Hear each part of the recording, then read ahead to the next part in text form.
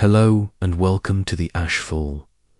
The biting sting of salt spray lashed against his face, mingling with the sweat that poured from his brow. His hands, gnarled and raw, gripped the spade, digging furiously into the soft, yielding sand beneath. The ancient, gnarled roots of a shadowy, wind-scoured tree. Captain Blackheart Thorn, his eyes wide and bloodshot with a desperate madness, muttered incoherently to himself, convinced that here, beneath this twisted sentinel, lay the cursed gold that would make him richer than any king. The storm-lashed deserted island, a mere speck in the vast churning ocean, felt like the very edge of the world, a place where sanity frayed and whispers of damnation carried on the howling wind. Only weeks ago, his ship, the Siren's Kiss, had been a terror on the waves, her sails full, her hold overflowing with plunder. The scent of rum and victory had filled the air, mingling with the metallic tang of newly won coin. His crew, a motley band of hardened sailors, had laughed and boasted, their faces rough but vital. But then they had found it, not a merchant's paltry sum, but a hoard of glittering doubloons and emeralds torn from the depths of a sunken Spanish galleon, rumours of which had been whispered on every dockside, always with a shiver of unease. The gold had gleamed with an unnatural light even then, seeming to pull at the very souls of those who touched it, a beautiful, terrible lure. The descent had been swift and merciless. First, the strange fevers that withered the flesh, striking down the strongest men, their bodies twisted in agonizing spasms, their cries echoing across the silent decks.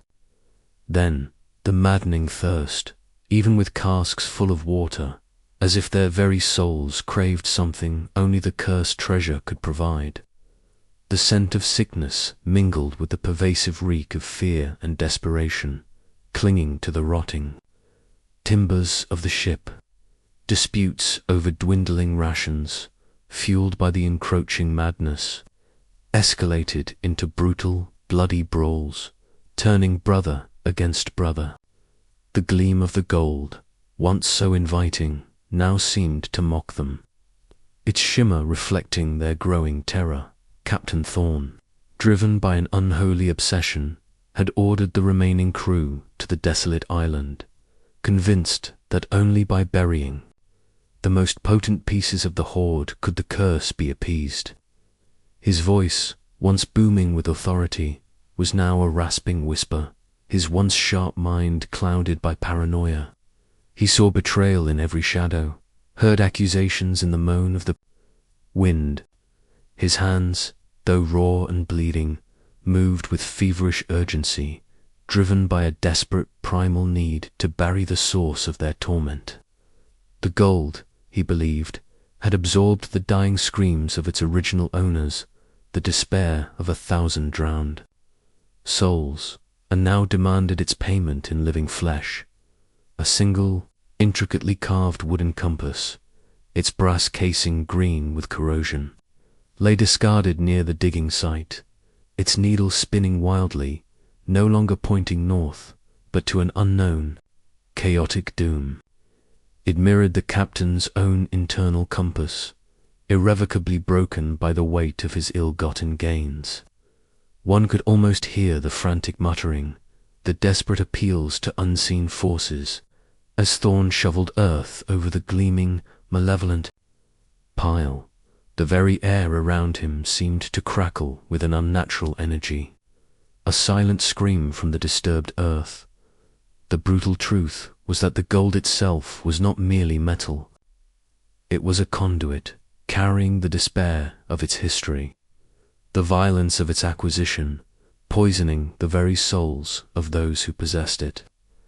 It was a truth learned too late by Captain Thorn, whose final act was not of defiance, but of mad, hopeless appeasement. The storm howled around him, a fitting lament for a man consumed by his own greed, and as the last shovel of earth fell, Burying the shimmering, cursed wealth, the island itself seemed to sigh, settling back into its desolate silence, holding tight to the secret of the gold and the chilling fate of the man who dared to disturb its slumber. The wind would carry whispers of his madness across the waves, a warning to any who sought cursed gold. The faint taste of salt and copper lingered on the air, mingling with the pervasive reek of damp sand and decay. On a dimly lit stretch of beach, where the churning tide had surrendered its secrets, lay a cursed gold doubloon, half buried in skeletal remains. It shimmered with an eerie green patina, a sickly glow emanating from its ancient surface, reflecting the pale, mournful moonlight. This was no ordinary coin. It was a fragment of a forgotten tragedy, a tangible piece of a disturbing history that pulsed with malevolence. The very sand around it seemed to hum with a chilling energy, whispering of forgotten horrors and the chilling fates of those who had dared to touch it. This doubloon was rumoured to be from the Serpent's Eye, a galleon lost centuries ago in a sudden, violent storm, its captain infamous for his cruelty and insatiable greed. Legend spoke of a captain who had plundered a sacred temple, stealing not just its riches, but also a protective idol, thus invoking an ancient curse. The crew, once boisterous and fearless, had been struck down by a terrifying illness, their flesh rotting even as their ship struggled against the tempest, their final screams swallowed by the unforgiving waves. The gold, heavy with the weight of their dying agony, had sunk with them, a shimmering tomb of greed and suffering. Now, centuries later, the ocean had surrendered one of its dark secrets. The discovery of the doubloon was not a moment of triumph, but of profound unease. Its surface, though beautiful, felt unnaturally cold to the touch, and seemed to drain the warmth from the fingers that dared to grasp it. A strange, unsettling silence often fell upon those who held it, a chilling hush that seemed to swallow all sound, leaving only the frantic beating of their own hearts. The air itself grew heavy, thick with unspoken dread, and the pervasive scent of damp decay seemed to intensify around the artifact. One could almost feel the chilling grip of the curse on any who possessed the coin. A fisherman, who found it entangled in his nets, began to suffer from a wasting sickness, his once rosy cheeks turning pale, his eyes hollow with fever. He saw spectral figures at the edge of his vision, heard the mournful cries of drowned men on the wind, and felt a gnawing paranoia that turned him against his own family. The vibrant pigments of his fishing boat, usually painted with cheerful designs, began to fade, mirroring his own dwindling vitality. His once clear voice, raised in hearty sea shanties, became a hoarse whisper filled with terror. The skeletal remains on the beach, now bleached by sun and salt, might have been those of a shipwrecked sailor who stumbled upon the cursed treasure. His final moments consumed not by thirst or hunger, but by an unseen, agonizing torment. The eerie green patina on the gold, like ancient verdigris, seemed to glow with a sickly luminescence in the dim light, a visual representation of the insidious evil it carried. It was a silent testament to the devastating power of ancient retribution, a chilling reminder that some riches come at an unspeakable cost. The disturbing truth was that this gold carried a spiritual contagion, infecting the very soul, unraveling sanity, and twisting fortune into despair. It was not merely a coin, it was a fragment of a doom, forever whispering of the bloody past it embodied. As the waves gently lapped at the shore, slowly drawing the doubloon back into the dark embrace of the sea, one was left with the chilling understanding that some treasures are best left forgotten, their histories buried deep in the earth or swallowed by the ocean, lest they bring their disturbing curse to those who dare to seek them. The rising tide would soon wash away the last visible signs, leaving only the legend and the chilling silence. The pervasive scent of brine and decaying timber filled the suffocating air. Clinging to the rotting hull of the sea serpent, a ship once proud, now a skeletal hulk listing dangerously in the perpetual fog. Captain Valerius, his face gaunt and his eyes wide with feverish delirium, clutched a jewel-encrusted chest to his chest, its gems gleaming with a malevolent light in the dim, ghostly light. Around him, his dying skeletal crew lay sprawled on the deck, their bodies twisted, their skin pale, their breaths shallow, the chilling cost of cursed riches laid bare for all to see. The oppressive fog, thick and unyielding, felt like a shroud, drawn over their inevitable doom in the desolate, endless ocean. Weeks earlier, the sea serpent had sailed with a vibrant crew, their sea shanties echoing across the waves, their spirits high. The scent of rum and victory had been a constant companion.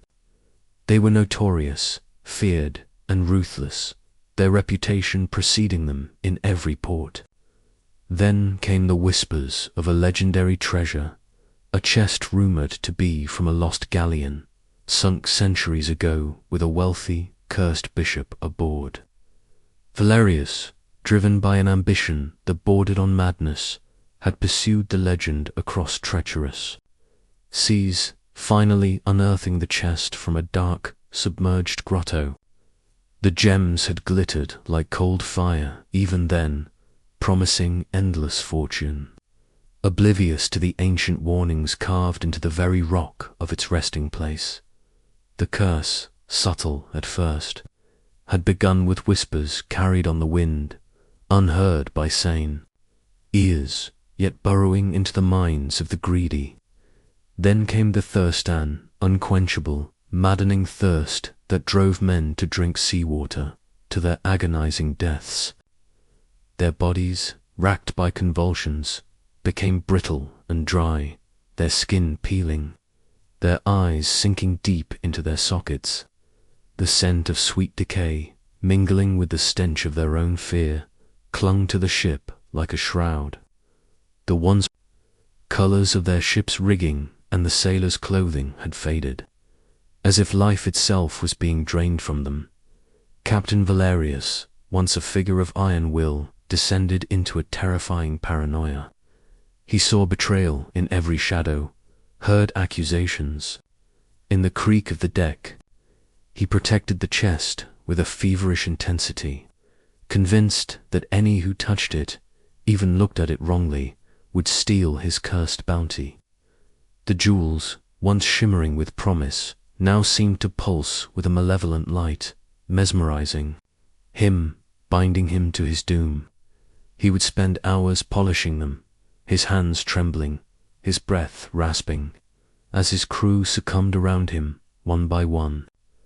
The familiar clang of ship's bells, marking the watches, had long since ceased, replaced by the chilling silence of a ghost ship.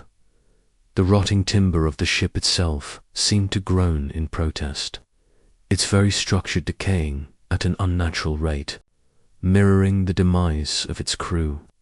The once sturdy sails hung in tattered ribbons, unable to catch the wind, a grim testament to a journey with no discernible end. The fog, thick and clinging, refused to lift, transforming their world into an isolating, chilling prison. Valerius, in his delirium, might have imagined the mournful cries of the drowned, reaching out from the depths, pulling his ship, his crew, and his very soul into their watery grave. He was a king of ghosts, presiding over a kingdom of the dead, forever bound to his glittering, terrible prize. The brutal truth was that some treasures come with a price far greater than gold. This was not a physical ailment, but a spiritual corruption, feeding on greed and paranoia, ensuring that none who touched the cursed wealth would ever know peace, or even a true death. And as the last faint breath left Captain Valerius's lips, his hand still clamped to the jewel-encrusted chest, the sea serpent drifted silently, a phantom vessel, forever lost in the endless fog, a chilling testament to the haunting cost of cursed gold. The air in the collapsing cave was thick with the scent of damp earth and ancient dust, tinged with a faint, metallic Thames.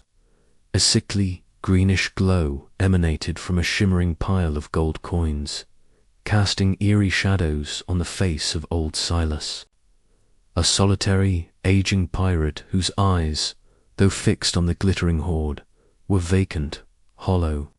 His hands, gnarled and scarred by years of hard living and darker deeds, trembled not with excitement, but with a profound, pervasive sense of emptiness. The cave, a hidden maw in the side of a forgotten cliff, felt less like a treasure trove and more like a final, isolated tomb. Its very rock walls weeping with damp despair. Years before, Silas had been a fearsome buccaneer, his ship, the Kraken's fangs striking terror into merchant hearts. The scent of gunpowder and salt spray had been his daily perfume, the clash of steel his music. He had pursued this legendary treasure for decades.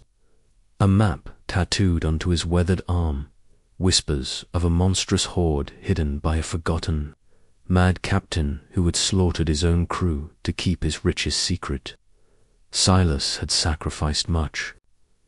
For this quest, comrades betrayed, innocence lost, his own soul slowly eroded by the relentless pursuit of this glittering, elusive dream.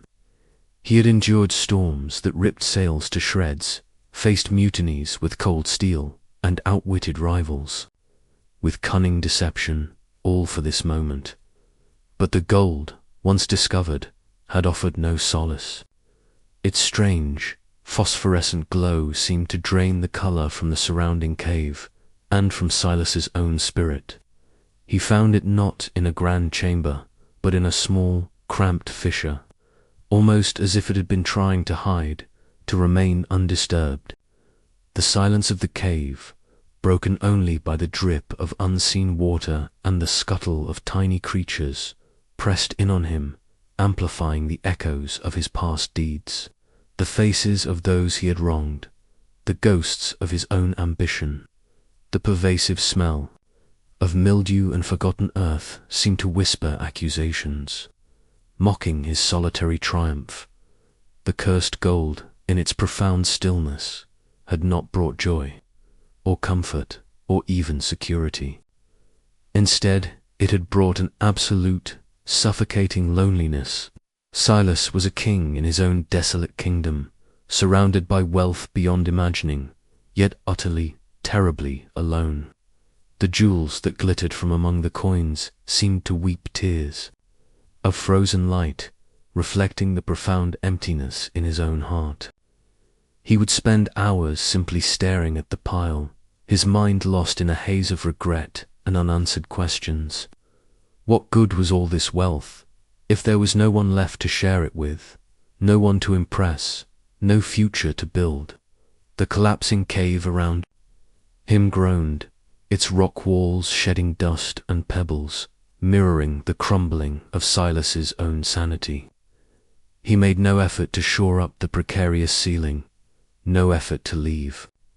The gold, he realized, was not his prize, but his prison, binding him to this desolate, hidden place, a shimmering monument to a life wasted in its pursuit. He was a man consumed, his very essence drained by the malevolent power of the treasure he had so fiercely sought. The chill of the cave permeated his bones, a cold that went deeper than mere temperature, settling into his very soul. The brutal truth was that some treasures demanded not just blood, but sanity, happiness, and ultimately, life itself, leaving only a hollow shell to guard their glittering, terrible secret.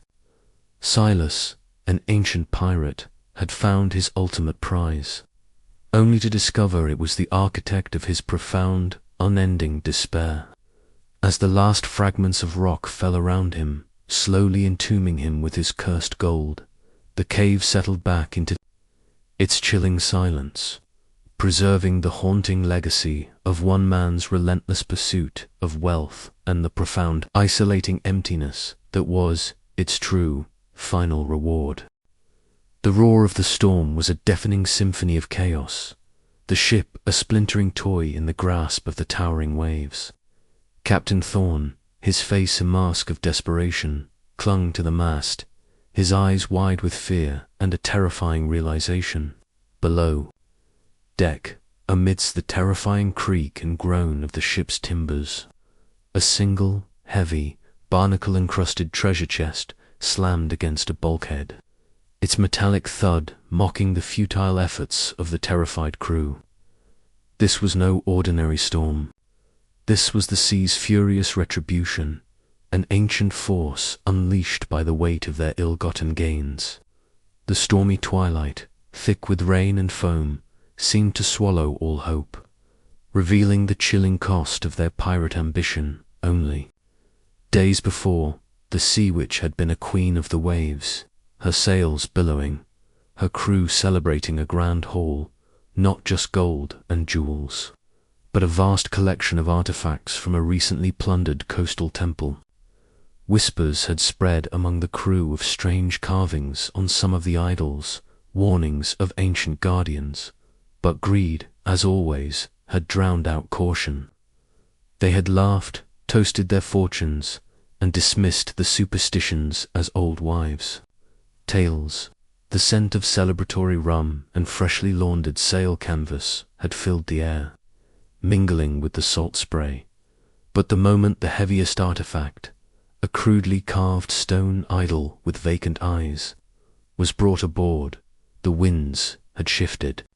The sky had darkened with unnatural speed, and the sea, once calm, had risen with a terrifying, unnatural fury. The ship, once agile and swift, now felt sluggish, as if an unseen hand dragged it down. The scent of fear began to mingle with the salt, growing heavier with each passing hour. The very planks beneath their feet seemed to tremble, not just from the waves, but from a profound unease that permeated the vessel. Captain Thorn, a man who had faced down countless storms and mutinies, now felt a cold dread deeper than any ocean trench. He saw his crew, hardened by years of piracy, now pale and terrified, their faces etched with a dawning horror. They had defied men, but they were powerless against this. The cursed gold, the glittering jewels, the ancient idols, they seemed to hum with a malevolent energy, vibrating with the ship's desperate tremors. One by one, sailors began to point, their voices hoarse with terror, at the treasure chest, believing it to be the source of their torment. The superstition, once laughed off, now became a terrifying, undeniable truth. A young crew member, his eyes wide with desperate terror, scrambled across the pitching deck, driven by a primal instinct to appease the furious sea, his hands raw and bleeding from rope burns, strained against the heavy chest, trying to jettison it into the churning depths. The scent of his own desperate sweat mingled with the pervasive reek of salt water and fear. Each heave was a desperate prayer, a frantic plea for salvation. The ship groaned beneath their feet, its timbers screaming in protest as the waves threatened to tear it apart. The eerie glow of bioluminescent creatures in the churning water below seemed to reflect the green, malevolent light of the cursed treasure. The brutal truth was that some riches came with ancient, unyielding protectors, and that the sea itself held a memory of every wrong committed upon its surface. The treasure, once a symbol of boundless fortune, was now a leaden weight, dragging them inexorably towards a watery grave. As the chest finally tipped over the railing and plunged into the abyss with a final, echoing splash, the storm, for a terrifying moment, seemed to hold its breath. But it was too late. The ship, battered and broken, shuddered violently, its timbers giving way. The chilling silence that followed was not merely the absence of the storm's roar, but the resounding, horrifying echo of a ship and its crew consumed by the cursed gold they had so foolishly plundered, forever lost to the dark embrace of the vengeful sea. The air itself felt heavy and cold, thick with the scent of damp earth and an ancient, unsettling quiet. Under a cloudy, ominous moonlit sky, a spectral galleon, its sails, tattered and ghostly, drifted silently towards a jagged, mist-shrouded coastline. Her timbers groaned with phantom echoes of a long-dead crew, her masts standing like a skeletal finger against the bruised heavens. This was no ordinary vessel.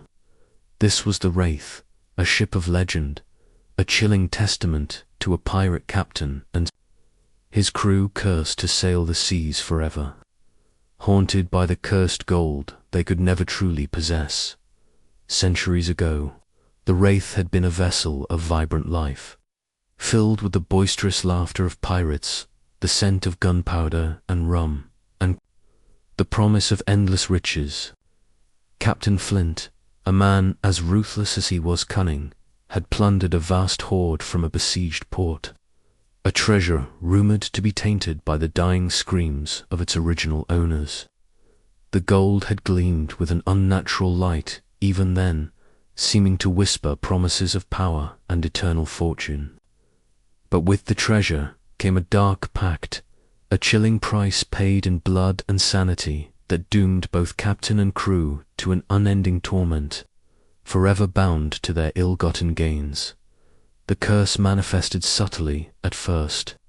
The scent of fresh-baked bread would turn to ash in their mouths, the taste of rum to bitter bile. The joyous songs of victory morphed into mournful laments that chilled the blood. Then came the chilling transformations, the crew's skin growing pale and translucent, their bodies becoming impossibly gaunt, their eyes hollow with an eternal longing. They were neither living nor truly dead, trapped in a horrifying limbo, their very existence tied to the gold they could not relinquish. The ship itself seemed to decay at an unnatural rate, its once vibrant paints peeling, its strong timbers rotting, mirroring the state of its spectral occupants, Captain Flint. Now a gaunt, skeletal figure clung to the ship's wheel, his grip unbreakable, his eyes fixed on a distant, ever-receding horizon. He was bound to the vessel, bound to the cursed gold hidden deep within its perpetually damp hold. He could feel the cold weight of the treasure, not as physical mass, but as a spiritual anchor, dragging his very soul through the endless tides. He saw his crew, not as men, but as silent, ghostly reflections of their former selves, forever engaged in phantom duties, their movements fluid and ethereal, their voices unheard. The constant creak of the ship's rigging, the slap of waves against the hull, became a maddening chorus, a constant reminder of their unending voyage. The legend of the Wraith grew with each passing century, whispered by terrified sailors who claimed to see her ghostlight in the darkest storms, her spectral sails catching the unholy winds.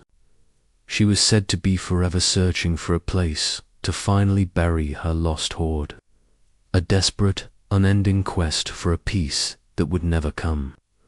The jagged coastline, always appearing just out of reach, became a symbol of their eternal frustration, a promise of land that would forever remain elusive. The mist, thick and clinging, veiled her from mortal eyes, ensuring her torment remained a hidden, unsettling truth. The brutal truth was that some treasures came with a damnation that transcended death, trapping the greedy in an eternal, horrifying existence. This was not merely a ghost ship, but a living testament to the corrupting power of forbidden wealth. a chilling warning whispered on the wind to any who sought shortcuts to fortune. And as the wraith drifted silently into the moonlit mist, her ghostly form blending with the swirling vapor, she left behind only the enduring legend and the terrifying knowledge that some pirate treasures are meant to remain forgotten there. Curses woven into the very fabric of the sea and sky, forever haunting the dark corners of maritime history. The air was heavy and still, thick with the scent of damp earth and the unsettling freshness of disturbed soil. A shadowy figure, cloaked against the chilling twilight, knelt over a freshly dug grave, its silhouette stark against the deepening gloom of a forgotten, desolate burial ground. In their gloved hands they held a small, exquisitely ornate casket, its silver filigree glinting faintly in the dying light. This was not a burial of sorrow, but a sinister act of concealment, driven by a greed as cold and unforgiving as the earth itself. The very ground seemed to hum with a malevolent energy, guarding the secret of the cursed gold it was about to swallow. The casket's contents were rumored to be the last remnants of Captain Blackwood's legendary hoard, taken from a cursed temple. On a forbidden isle, legends whispered that the gold itself was alive with the vengeance of a wronged deity, that it demanded blood for every coin spent, and that none who truly possessed it would ever find peace. Blackwood, infamous for his brutal efficiency, had met a sudden, unexplained end. His ship found drifting, his crew vanished. The few who dared to approach the abandoned vessel spoke of a chilling silence, and the pervasive scent of fear and something ancient, something malevolent. The gold, it was said, found its own way to new, unwitting victims, drawn to the greedy like moths to a deadly flame. The figure, known only as the collector in hushed whispers among illicit circles, had spent years tracking down the scattered pieces of Blackwood's treasure. Their hands, though now carefully gloved, bore faint scars from previous less fortunate encounters with similar tainted artifacts. They moved with a chilling precision, their every movement economical, focused on the task. The soft rasp of the spade against the earth was the only sound, a counterpoint to the frantic beating of their own heart, a drumbeat of anticipation and trepidation. They were not driven by simple wealth, but by a deeper, more dangerous obsession, the desire to control, to possess that which others feared, to master the very forces of misfortune. As the casket was lowered into the dark, damp earth, a faint, sickly greenish glow seemed to emanate from within its ornate cracks, reflecting momentarily on the figure's concealed face, revealing a fleeting expression of both triumph and chilling dread. The scent of freshly turned earth mingled with a faint metallic Thames, almost like blood, adding to the pervasive aura of unease. This was a private burial, a secret known only to the earth and the solitary, shadowed figure, a desperate act to harness or contain the malevolent power that pulsed from within the casket. The ancient trees surrounding the burial ground stood like silent, judging sentinels, their gnarled branches reaching towards a cloudy, different sky. The brutal truth was that some treasures could never be truly owned, only borrowed, bringing with them a legacy of violence and despair. The collector, in their ambition, believed they could defy the curse, could control the power that had consumed so many others. But as the last clods of earth were shoveled back into place, obscuring the grave, a profound, chilling silence descended. It was not merely the absence of sound, but a pervasive, suffocating presence, as if the earth itself had absorbed the malevolent energy and now waited patiently for its next victim. The unmarked grave, a small, innocuous mound of earth, held a secret far more terrible than simple gold, a ticking time bomb of ancient vengeance. The twilight deepened, pulling the figure into the encroaching shadows, leaving only the newly disturbed earth to bear witness. The subtle shift in the air, a drop in temperature, a strange stillness, indicated that the treasure's curse had found a new vessel, a new focus for its ancient wrath. The disturbing history of this cursed gold had merely entered a new chapter, its terrible story destined to unfold once more, carried by the hands of one who dared to believe they could master what was inherently untamable. The earth would simply wait, patient and silent, for the next wave of destruction to ripple forth from its newly concealed secret.